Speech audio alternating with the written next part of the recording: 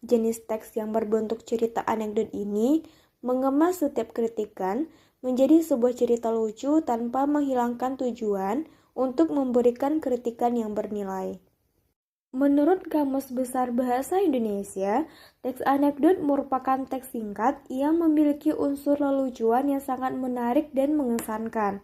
Biasanya, teks anekdot ini disampaikan kepada figur-figur terkenal maupun orang-orang terkenal berdasarkan keadaan di dunia nyata. Nah, teman-teman semua, dari pengertian tadi dapat disimpulkan bahwa teks anekdot merupakan teks maupun cerita singkat yang memiliki unsur lelucuan di dalamnya dan memiliki tujuan pembelajaran untuk disampaikan. Tujuan pembelajaran ini disampaikan melalui kritikan kepada figur-figur terkenal tadi. Nah, selanjutnya kita beralih kepada struktur teks anekdot. Di sini, bagian struktur yang pertama yaitu ada abstraksi. Bagian ini memberikan penggambaran umum dari isi teks untuk memberikan bayangan kepada pembaca mengenai topik teks. Artinya, di sini pembaca bisa mengetahui seperti apa gambaran umum atau cerita umum dari teks anekdot tersebut. Bagian yang kedua itu ada orientasi.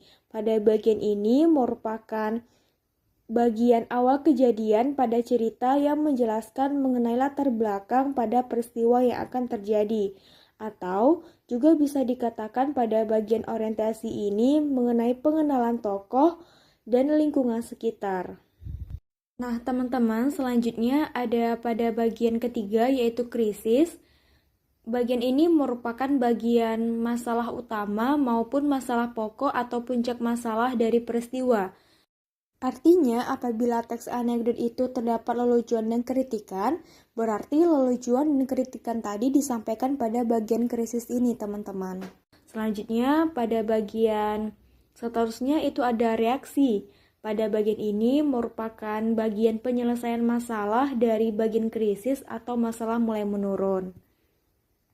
Baik, selanjutnya kita beralih kepada struktur yang terakhir, yaitu koda. Pada bagian ini merupakan bagian penutup pada teks anekdot. Nah, koda ini berupa kesimpulan ataupun penegasan.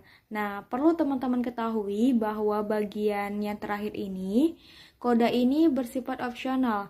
Artinya bisa saja ada ataupun bisa saja tidak ada nantinya pada sebuah teks anekdot tersebut. Baik teman-teman semua, setelah kita membahas pengertian dan struktur teks anekdot, kita lanjutkan kepada ciri-ciri kebahasaan teks anekdot.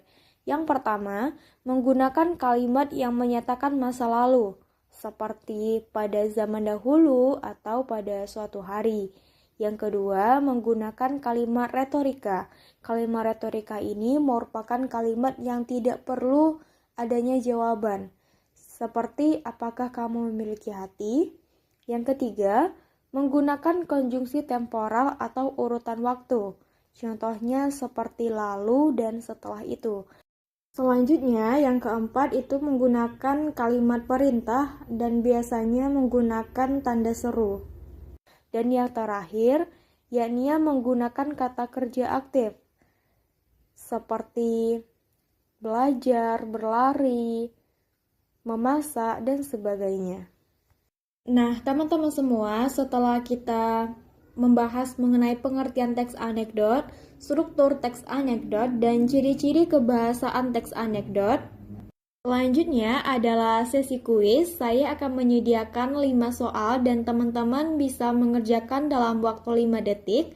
Selamat mengerjakan. Terima kasih. Wassalamualaikum warahmatullahi wabarakatuh dan sampai jumpa.